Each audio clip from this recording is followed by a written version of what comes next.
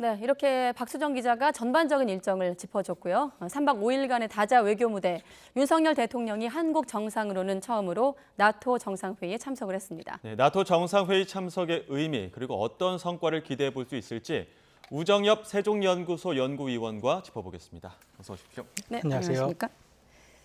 사실 나토 하면 북대서양 조약기구고 세계사 시간에 많이 시험 문제로 등장했고 생각보다 좀 잘 외워졌던 기구 중에 하나였던 걸로 기억을 하는데 오늘 좀 파헤쳐 보도록 하겠습니다. 자, 일단 우리는 정회원 자격은 아니고 파트너국으로 참여를 했거든요. 자, 지금 이 시점에서의 어떤 우리나라의 나토 정상회의 참가 어떤 의미가 있습니까? 이제 그 말씀을 드리기 위해서는 이제 나토의 성격에 대해서 네. 좀 말씀을 드릴 필요가 있겠습니다. 이제 나토는 이제 2차 대전 이후에 유럽 지역의 이제 안정, 그러니까 유럽 지역의 안정을 위해서 유럽 국가들에게 이제 안보를 제공하기 위한 동맹체로서 네.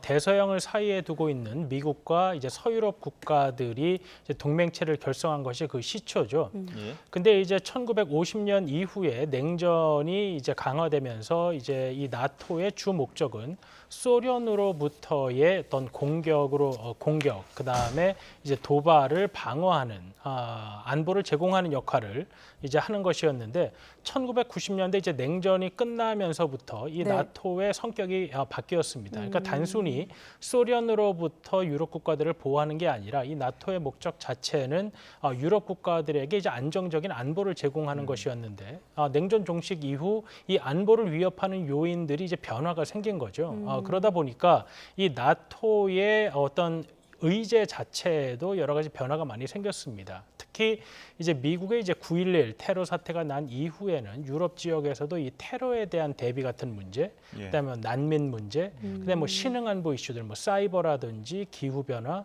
난민 이런 문제들이 많이 대두되었고, 네. 특히 이제 2014년에 이제 러시아가 크림반도를 이제 병합한 이후에는 다시 이제 냉전 시대와 비슷하게 그럼 이제 러시아로부터 이렇게 발생하는 외교 불안 요소를 어떻게 대응할 것인가 하는 문제들이 이제 주 관심사였던 것이죠. 그래서 이제 이 나토의 의제가 이제 확대되면서 지역적 범위가 이제 서유럽 아니면 이제 동유럽에 한정되지 않고 네. 또 이제 세계가 이제 아주 긴밀하게 연결이 되다 보니까 이번에 아시아 국가들 뭐 우리나라, 일본, 호주, 뉴질랜드와 같은 국가들까지 포함해서 정상회의를 여는 이러한 상황이 되었다고 볼 수 있겠습니다. 네, 지금 위원님께서 의제가 확대됐다고 하셨는데 2022년의 주요 의제를 한번 저희가 정리해 본 게 있고 그럼 결국 나토는 그래서 냉전의 산물이다 이렇게 보기도 하지 않습니까? 최근에 어떤 그 세계 어떤 안보 구도를 신냉전이라고도 하는데 이를테면 미국 중심의 서방 대 중국, 러시아 아니겠습니까? 결국 지금 열리는 나토는 러시아나 중국을 견제하는 걸까요? 원래 이제 러시아가 이제 소련이 네. 소련이 붕괴된 이후 러시아가 들어선 다음에는 이제 러시아가 이제 G8에 포함되기도 하면서 네. 국제사회의 일원으로서 어떤 성격이 과거 냉전 시대와는 많이 변화되었던 것이죠. 예. 이제 그 시기는 2000년대 초반에 네. 중국 역시 이제 WTO에 가입하면서 중국이 민주주의 국가는 아니지만 민주 국가가 주도하고 있는 이 자유주의 세계에 편입될 수 있다라는 이제 희망이 많이 있었던 시기인 것이죠. 그렇기 때문에 이제 그 시기에는 이제 우리가 냉전이란 단어를 쓰지 않고 러시아와 중국을 모두 책임 있는 국제사회의 강국으로서 이제 편입시키려는 노력이 이제 활발했던 시기입니다. 네. 이제 그러던 것이 이제 아까 말씀드린 2014년 크림반도 병합이라든지 아니면 조지아 침공이라든지 이런 것들이 되면서 러시아가 과거 소련처럼 공산당 일당 독재 국가는 아니지만 여전히 민주주의 국가라고 이제 부르기 어려운 그러한 정치 상황. 그리고 이번에는 또 우크라이나를 침공한 러시아를 지지하는 정말 몇 안 되는 소수 국가 중에 또 중국이 들어있기 때문에 네. 과거 냉전 시절처럼 어떤 공산주의 이념과 민주주의 이념 간의 대결이라기보다는 어떤 민주주의, 자유민주주의와 시장 경제를 지향하는 이러한 가치를 공유하는 국가들과 이러한 국가들이 지지하고자 하는 세계 질서에 좀 위협을 가하는 비민주주의적 국가들 간의 대결이라는 측면에서 과거 냉전과는 조금 성격이 다르지만 또 그 진영이 이제 나누어진다는 차원에서는 신냉전이라고도 이제 부를 수가 있겠습니다. 예. 윤 대통령 주요 일정 관련해서 좀 짚어봐야 될 게 저희 지금 취재 기자가 스페인 현지에서 동행 취재를 하면서 여러 가지 일정들을 지금 전해주고 있는데 첫날 나토 사무총장과의 면담이 있었습니다. 근데 직전에 면담이 취소되면서 이게 외교적 결례 아니냐 이런 이야기 나오거든요. 어떻게 보십니까? 뭐 면담이 예정대로 뭐 진행이 되었다면 뭐 더 아쉬울 게 없었습니다만 네. 우리와의 면담이 예정대로 진행되지 않고 무슨 일이 있었나를 사실 보는 게 중요할 것 같습니다. 그러니까 예. 이게 제가 볼 때는 뭐 결례라고 보기는 어려울 것 같은 게 이제 핀란드와 스웨덴의 나토 가입 문제를 네. 튀르키예와 논의하기 위한 과정이 길어지다 보니까 나토 사무총장이 이제 시간을 우리 대통령과의 면담에 이제 할애하지 못했다라는 것인데요. 우리로서는 이 핀란드와 스웨덴의 나토 가입이라는 문제가 우리 대통령과의 면담을 연기할 만큼 중요한 것이냐라고 이제 보기 때문에 이제 외교 결례라는 표현을 쓰기도 했는데 네. 사실 이 핀란드와 스웨덴의 나토 가입은 어떻게 보면 냉전 1950년 냉전이 시작된 이후 세계사에서 가장 큰 이벤트 10개를 뽑으라고 한다면 네. 아마 그 정도에 포함될 정도의 이벤트가 될 것이기 때문에 우리 대통령과의 면담 대신 도대체 무슨 일을 했냐라고 본 것으로 이번 사안을 평가한다고 한다면 이것을 예. 과연 우리가 결례니까 기분이 나쁘다라고 말을 할 수 있는 것인가라는 생각은 좀 듭니다. 그러니까 외교적인 일정상 충분히 이해할 만한 상황일 수도 있다라고. 네, 사실 뭐 유럽과 러시아의 관계에서 핀란드와 스웨덴이 그간의 중립국 위치를 버리고 나토에 가입하겠다고 한 것은 사실 어떻게 보면 유럽 입장에서 경천동지할 만한 뭐 이러한 일이기 때문에 네. 예. 이것이 뭐 우리가 외교 결례라고 규정 지을 필요는 없을 것 같습니다. 사실 예. 조금 정리해보면 이번 나토에서 세 가지 포인트 정도 우리가 오늘 짚어볼 텐데 말씀하신 핀란드와 스웨덴의 나토 가입길이 열린 부분, 그다음에 러시아를 억제하는 부분, 그다음에 우리나라 등 아시아 태평양 국가가 이번 정상회의에 참석한 것을 좀 큰 줄기로 볼 수 있는데 말씀하셨기 때문에 바로 스웨덴, 핀란드 나토 가입을 한번 여쭤보죠. 말씀하신 대로 중립국가 아니겠습니까? 근데 이들 국가들도 최근에 러시아의 어떤 우크라이나 침공 사태를 그냥 보고만 있을 수 없다 이렇게 좀 해석을 하면 될까요? 네, 말씀드린 대로 네. 이제 나토의 어떤 목적성에 대해 의문이 제기된 것은 이제 소련이 붕괴된 이후에 네. 그럼 이제 위협 세력이 없는데 왜 이 나토라는 동맹 체제가 유지가 되어야 하느냐 하는 의문이 제기가 되었고 네.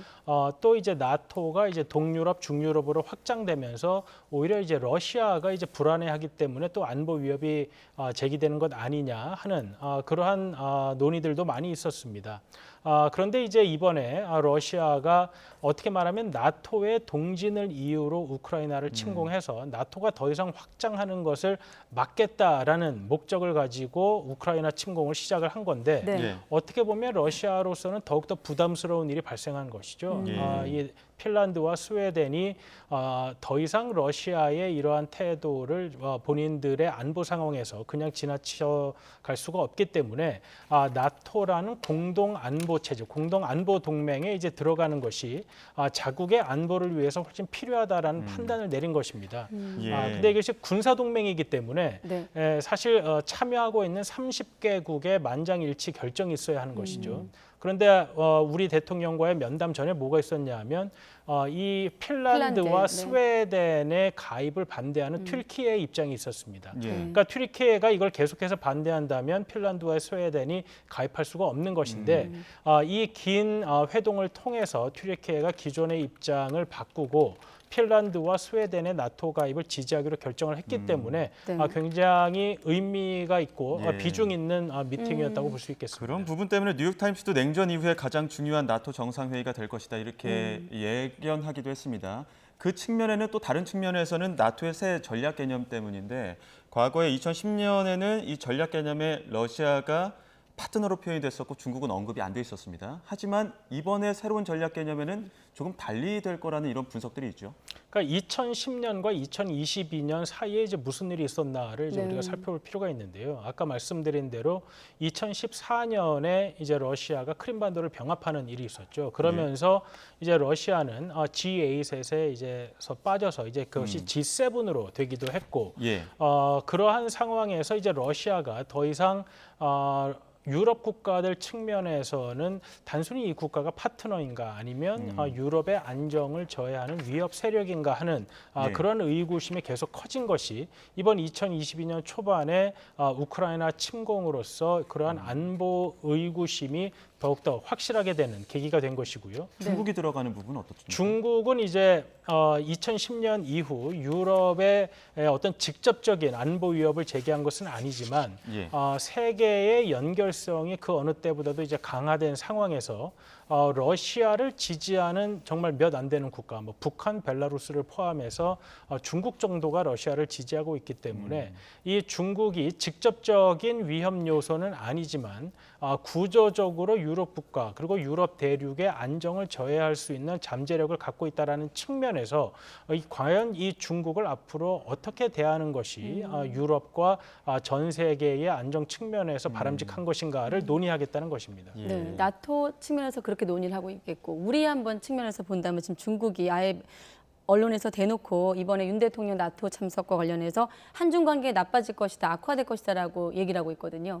네, 우리 입장에서 본다면 대중국 관계 어떻게 좀 볼 수 있을까요? 그러니까 두 가지를 이제 고민을 할 수 있는 거겠죠. 그러니까 우리가 국제사회의 책임 있는 일원으로서 러시아의 우크라이나 침공이나 아니면 러시아의 우크라이나 침공 외에도 부각되고 있는 다양한 신흥안보 의제들에 우리가 적극적으로 참여하고 우리의 이익을 확보할 수 있는 공간을 마련하는 것이 중요한 것이냐 아니면 중국의 반발이 예상되니 그러한 의사결정 기회에 참여하지 않는 것이 좋겠느냐 하는 뭐 양자 선택적인 기회가 이제 놓였다고 볼 수 있겠습니다.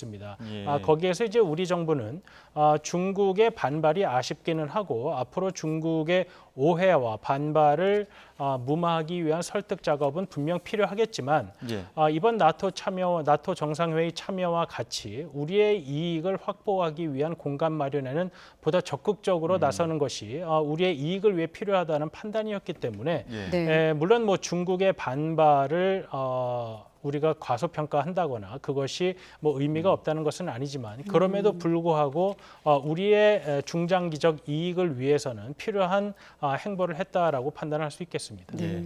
우리 시간으로 오늘 밤 10시가 될 텐데 본토 행사의 나토 정상회의에서 윤 대통령이 우리나라 대통령으로는 처음이죠. 연설을 할 것으로 보이는데 어떤 내용들이 좀 나올 것으로 예상해 볼 수 있을까요?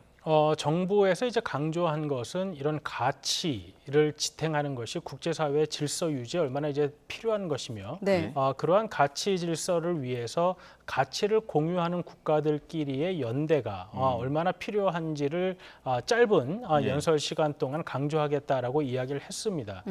이것은 단순히 어떤 민주주의와 시장 경제라는 것이 중요하다는 것이 아니라 러시아와 중국을 포함해서 전 세계의 많은 국가들이 안정과 번영을 이뤄온 지금까지 가능하게 해온 국제 질서는 사실 이 자유민주주의와 개방된 시장 경제가 가져다주는 질서였던 것이죠. 예. 지금 이제 러시아와 중국으로 인해 이러한 질서에 위협이 된다고 느끼는 국가가 많은 만큼 이러한 위협 저해 요소를 좀 방지하고 그 국가들을 설득하는 작업에 우리나라를 비롯해서 많은 국가들이 동참해야 한다라는 점을 이번 아마 연설을 통해서 강조하지 않을까 생각이 됩니다. 네. 예. 그리고 이 무대를 통해서 4년 9개월 만에 한미일 정상회담도 예정이 되어 있습니다. 물론 나토 정상회의 열리기 전에는 이제 한일 정상이 만나느냐 안 만나느냐 관심이 많았지만 일단 불발이 됐고 한미일 정상 다자 틀 안에서 이제 한일 정상도 만나게 됐는데 주요 의제가 무엇이 될까요? 뭐 일단은 북한의 핵과 미사일 프로그램에 대한 대응을 어떻게 공조를 활성화, 강화할 것인가가 될 것으로 보입니다. 그리고 이번에는 또 무대가 나토 정상회의니만큼 네. 이 한미일 3국이 어떻게 국제사회에서의 역할을 증진시킬까 하는 부분을 아마 논의할 것으로 보입니다. 시간이 길진 않기 때문에 30분? 네. 더군다나 또 통역이 들어가기 때문에 각국 정상이 아주 뭐 구체적인 방안을 뭐 합의해서 마련한다기보다는 네. 3국 정상이 하나의 인식을 공유하고 있고 또 그 인식이 이 각 정부의 하달이 될 수 있는 만큼 이번 3국 정상회담에서 어떤 뭐 특별한 뭐 합의문을 통해서 구체적인 방안이 나오는 것보다는 네. 이러한 정치적 메시지를 던지고 또 향후에 또 삼국 정상회담에 보다 뭐 잦은 개최를 통해서 앞으로 뭐 대북 정책이라든지 아니면 뭐 다른 부분에 있어서 협력도 강화할 수 있는 계기가 될 것으로 생각이 네. 됩니다. 그럼 여기서 바로 북한도 붙여서 한번 질문 드려보자. 북한에서 무슨 반응이 나왔냐면 대통령의 나토 정상회 참석에 대해서 그대로 전하면 총알바지를 자청한 것이다. 중증 안보 위기를 맞을 것이다. 라는 이제 거친 반응이 나왔거든요. 자, 한미일 정상회의에서 나오는 메시지 북한도 좀 주목하고 있을 것 같아요. 말씀하신 대로 이제 4년 9개월 만에 이제 한미일 정상회담이 열리고 네. 한미일 정상회담이 열린다는 발표가 나자마자 북한이 그렇게 반응하는 것은 이 한미일 정상회담이 비록 짧지만 얼마나 의미 있는 행동인지를 어떻게 보면 반증한다고 볼 수 있겠습니다. 한미일 정상회담을 통해서 바로 구체적인 조치가 나오는 것은 아니겠지만 네. 이렇게 정치적인 연대가 강화됨으로써 북한의 핵과 미사일 프로그램에 대한 삼국의 공조가 강화되고 그런 것은 이제 북한으로서는 불편할 수밖에 예. 없는 것이죠. 그럼 반대로 생각한다면 이렇게 한미일 정상회담이 없었던 4년 9개월 동안은 좀 얼마나 편했겠습니까? 북한 예. 입장에서. 그러니까 그런 반응이 이제 북한에서 나오는 것은 당연하다고 생각이 되면서도 앞으로 우리가 강화해야 될 조치를 생각을 하자면 앞으로 이러한 북한의 날선 반응은 더 예상될 수 있다라고 또 보겠습니다. 한미일 간의 공조, 그를 통한 과제들도 있겠지만 한일 간에 풀어야 될 과제들도 여러 가지가 있지 않겠습니까? 애초에 한일 간의 회동도 있지 않을 것이냐 이런 분석들도 있었지만 어찌됐든 무산이 됐습니다. 하지만 이번에 이 나토 정상회의를 계기로 지금 대면을 했고 한 3, 4분가량 짧은 대화가 오간 걸로 알고 있는데 이를 통해서 혹시 관계 개선을 위한 또 동력을 얻을 수 있을까요?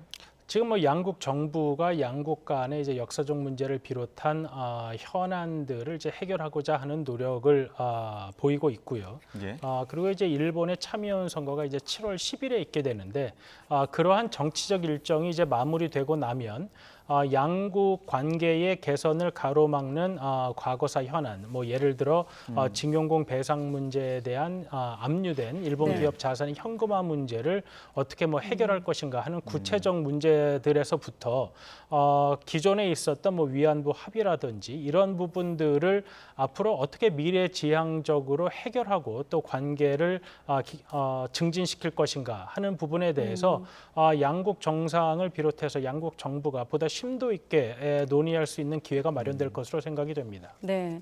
자, 그리고 아까 좀 빠진 얘기가 있는데 러시아 얘기할 때 사실 우크라이나 얘기를 못한 것 같은데 나토 회원국이 아니지 않습니까?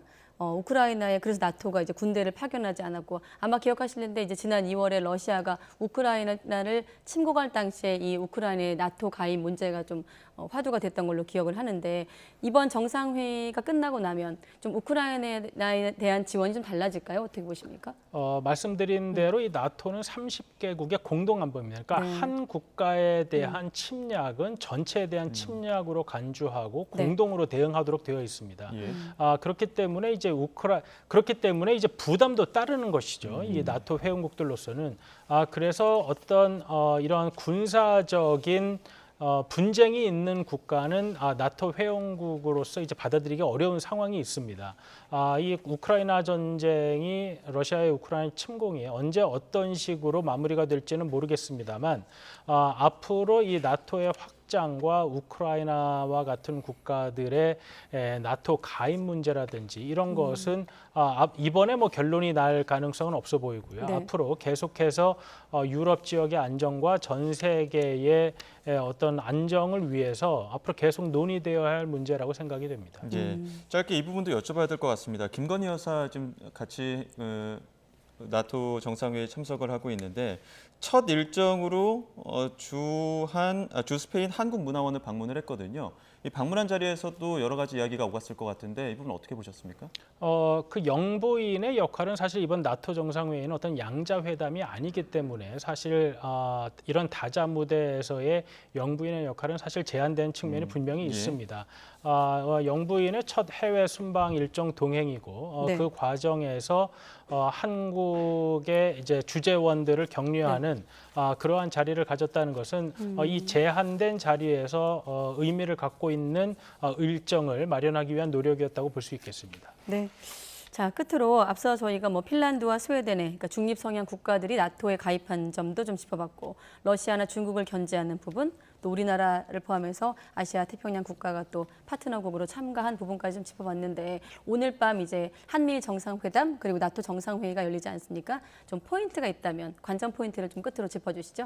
윤 대통령의 첫 다자 정상회담 이제 데뷔인 것이죠. 네. 그러니까 우리가 지난번에 이제 한미 정상회담은 있었지만 네.